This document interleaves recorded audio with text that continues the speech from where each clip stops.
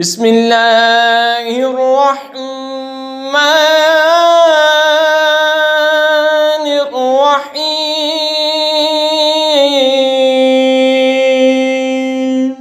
للہ ما فی السماوات وما فی الارض وَإِن تُبْدُوا مَا فِي أَنفُسِكُمْ أَوْ تُخْفُوهُ يُحَاسِبْكُم بِهِ اللَّهُ فَيَغْفِرُ لِمَن يَشَاءُ وَيُعَذِّبُ مَن يَشَاءُ وَاللَّهُ عَلَى كُلِّ شَيْءٍ قَدِيرٌ۔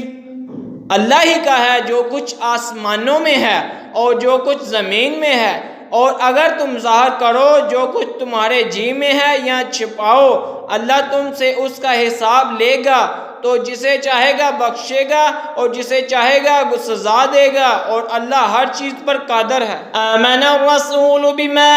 انزل الیہ من ربہ والمؤمنون كل آمن بالله وملائكته وكتبه ورسله لا نفرق بين أحد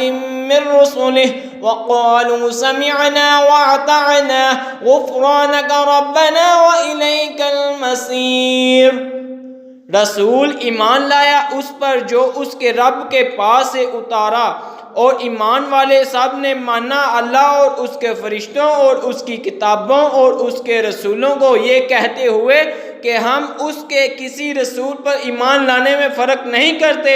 اور عرض کی کہ ہم نے سنا اور مانا تیری معافی ہو اے رب ہمارے، اور تیری ہی طرف پھرنا ہے۔ لا يكلف الله نفسا إلا وسعها لها ما كسبت وعليها ما اكتسبت ربنا لا تؤاخذنا إن نسينا أو أخطأنا۔ اللہ کسی جان پر بوجھ نہیں ڈالتا مگر اس کی طاقت بھر اس کا فائدہ ہے، جو اچھا کمائے اور اس کا نقصان ہے جو برائی کمائی۔ اے رب ہمارے ہمیں نہ پکڑ اگر ہم بھولیں یا چونکیں۔ ربنا ولا تحمل علينا إصرا كما حملته على الذين من قبلنا